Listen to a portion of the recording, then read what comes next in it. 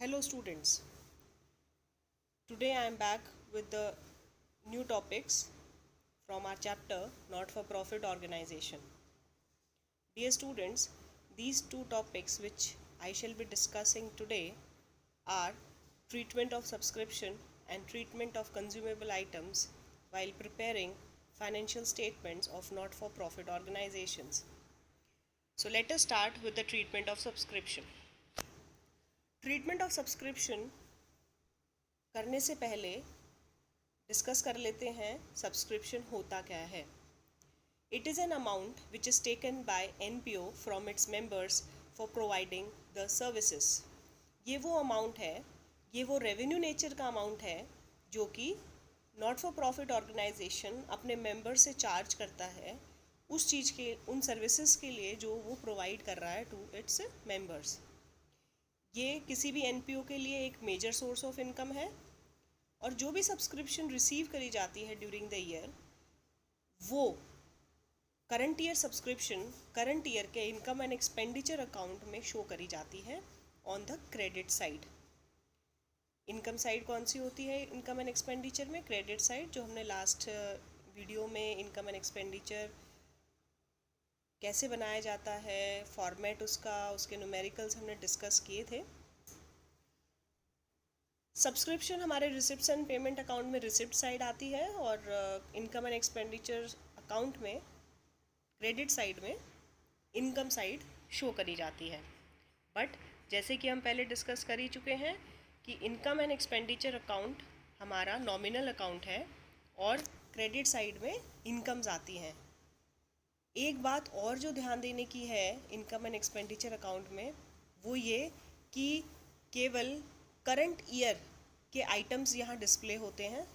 Income and expenditure matching principal को follow करता है, इसीलिए जो भी सब्सक्रिप्शन प्रीवियस ईयर का अगर हमने रिसीव कर रखा है या किसी फ्यूचर ईयर का हमने इन एडवांस रिसीव कर लिया है करंट ईयर में, तो उनको एडजस्ट हमें करना पड़ता है. तो वो एडजस्टमेंट करके जो नेट फिगर आई है करंट ईयर की सब्सक्रिप्शन की, वही केवल हमें इनकम एंड एक्सपेंडिचर अकाउंट में मेंशन करनी है. तो स्टूडेंट्स, ये कैलकुलेशन कैसे करनी है सब्सक्रिप्शन की, इसमें सबसे पहले देखिए हमें कैलकुलेशन करने के लिए सबसे पहले चाहिए वो अमाउंट जो कि हमने करंट ईयर में रिसीव करी है.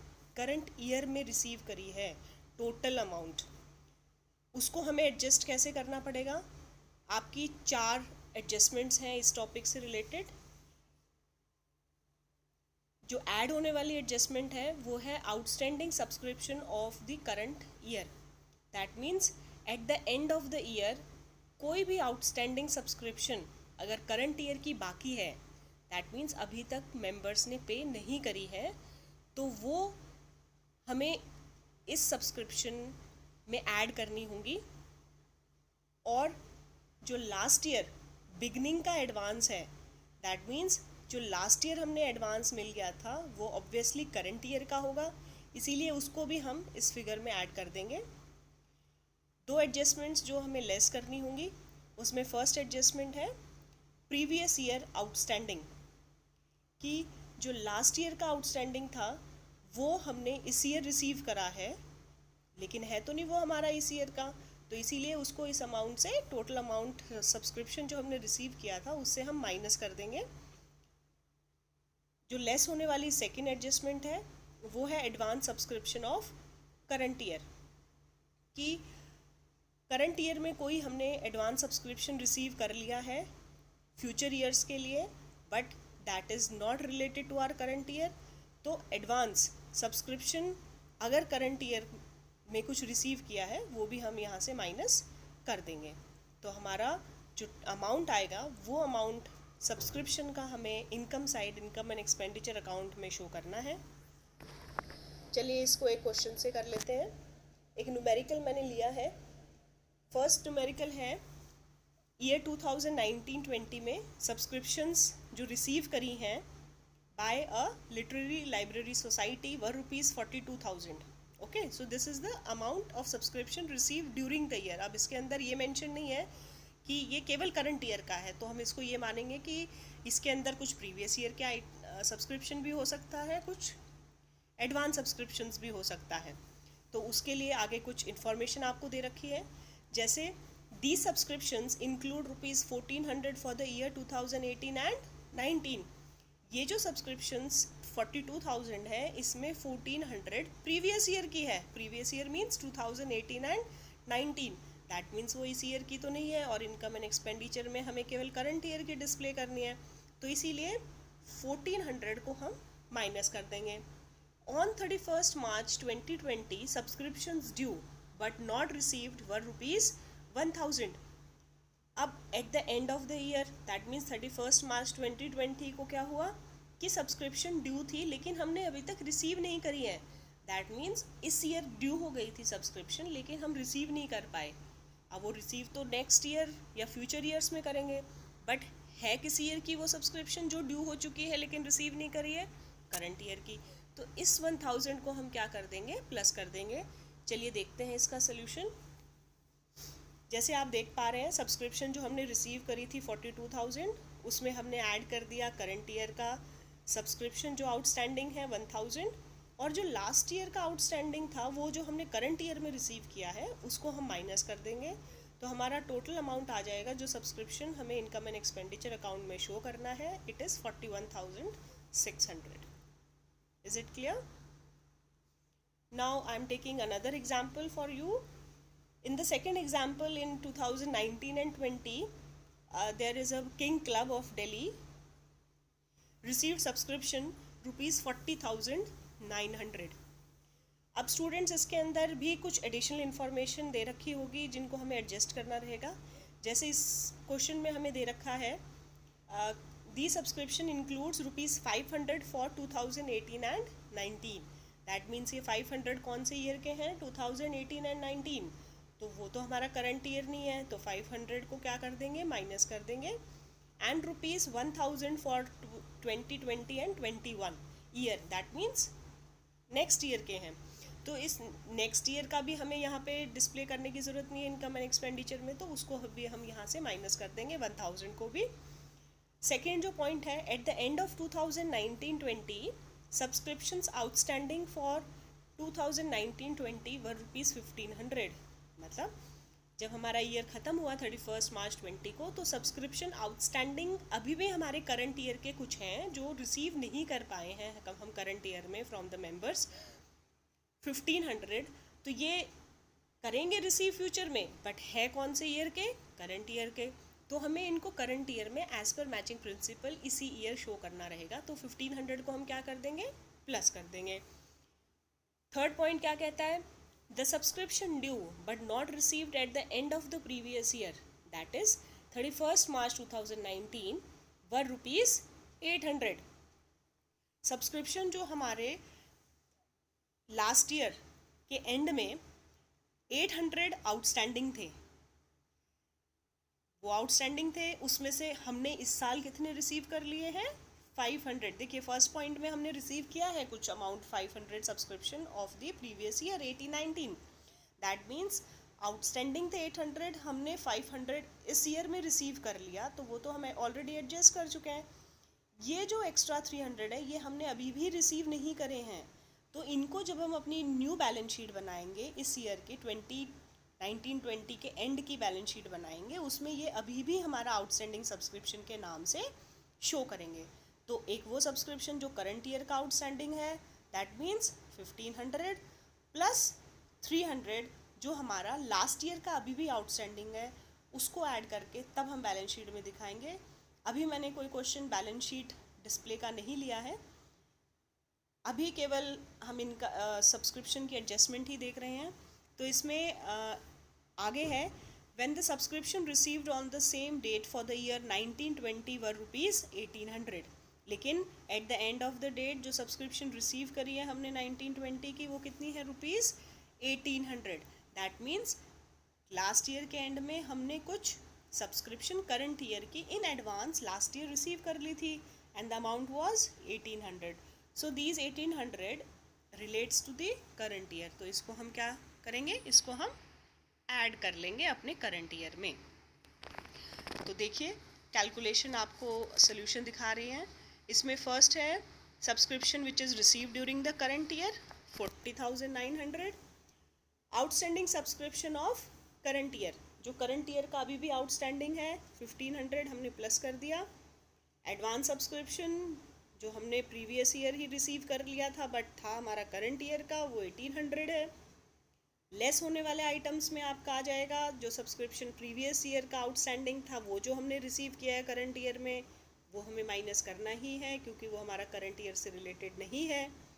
Advance subscription of current year,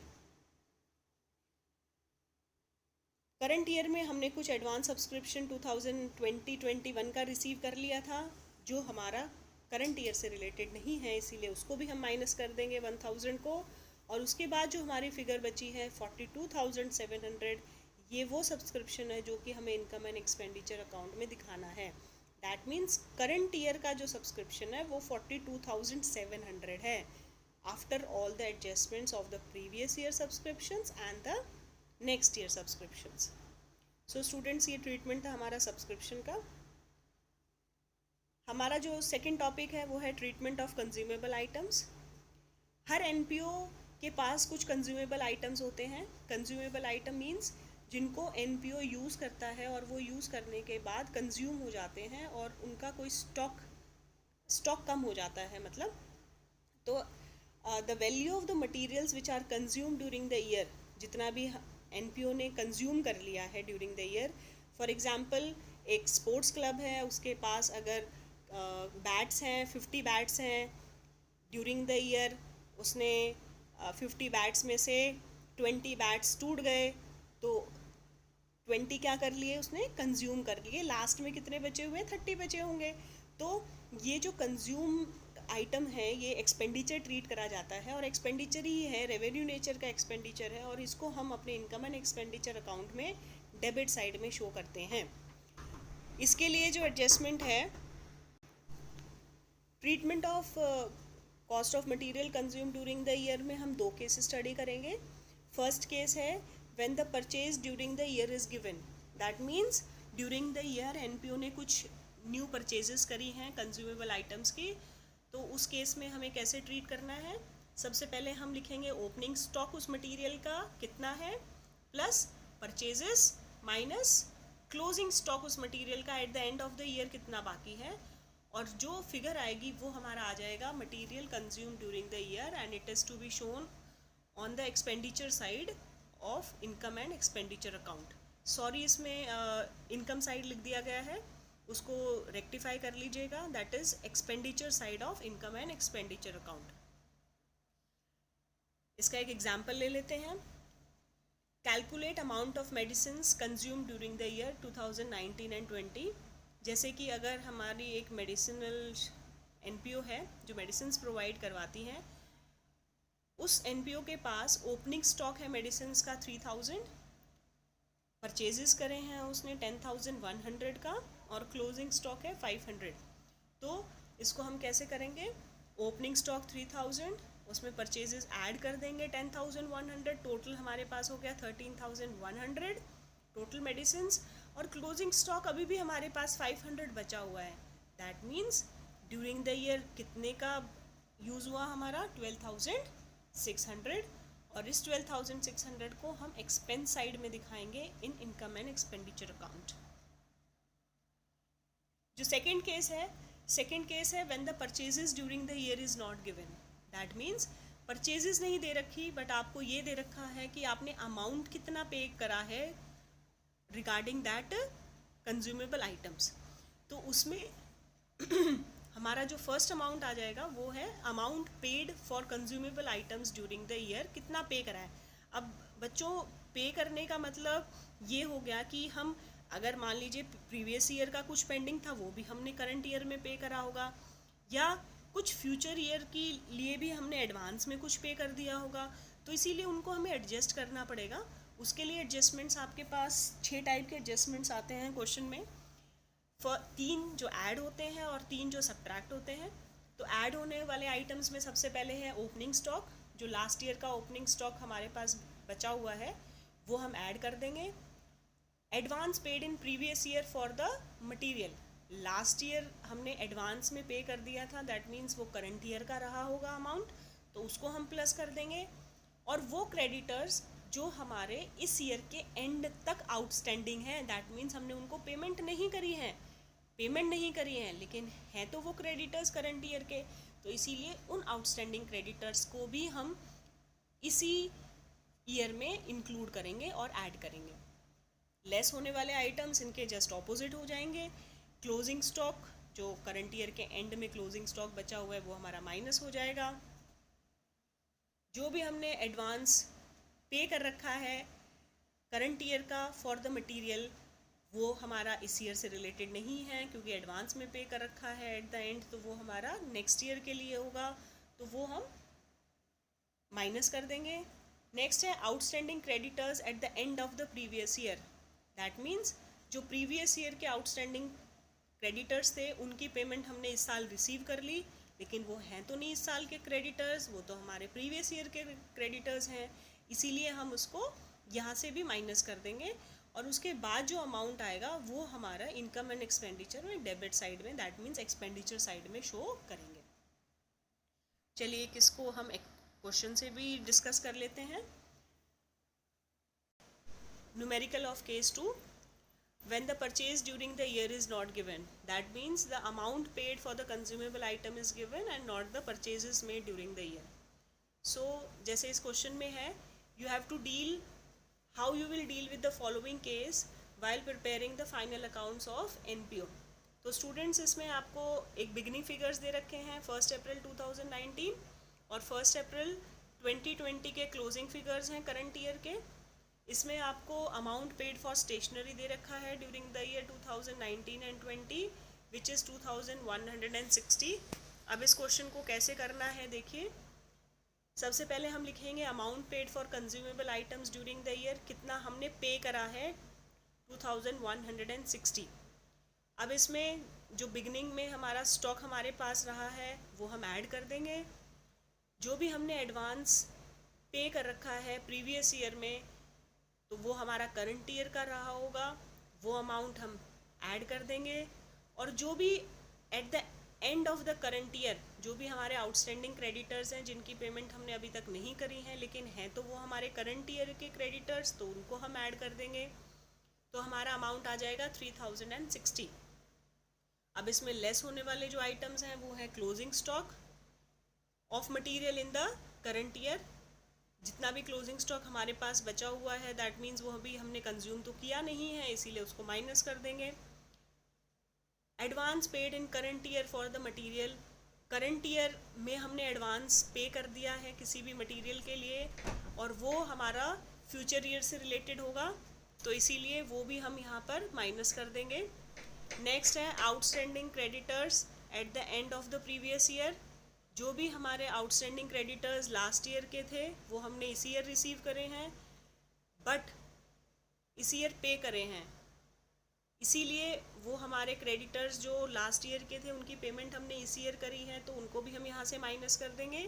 तो जो हमारा अमाउंट आया है 2500, ये वो अमाउंट है जो हमें debit side of income and expenditure account में शो करना है। तो स्टूडेंट्स ये न्यूमेरिकल से आपको क्लियर हो गए होंगे कंसेप्ट्स, सब्सक्रिप्शन के और कंज्यूमेबल आइटम्स का ट्रीटमेंट कैसे करना है। वर्कशीट में आपको 2 क्वेश्चन दिए जा रहे हैं, जिसमें फर्स्ट क्वेश्चन आपका है कंज्यूमेबल आइटम्स का और दूसरा क्वेश्चन है आपके सब्सक्रिप्शन का। तो इन दोनों ही क्वेश्चंस को ट्राई करिए और अपनी परफॉर्मेंस को चेक करिए कि आपकी अंडरस्टैंडिंग कितनी हुई है कंसेप्ट को लेके। अगर कोई भी क्वेरी है तो please comment. Do this worksheet.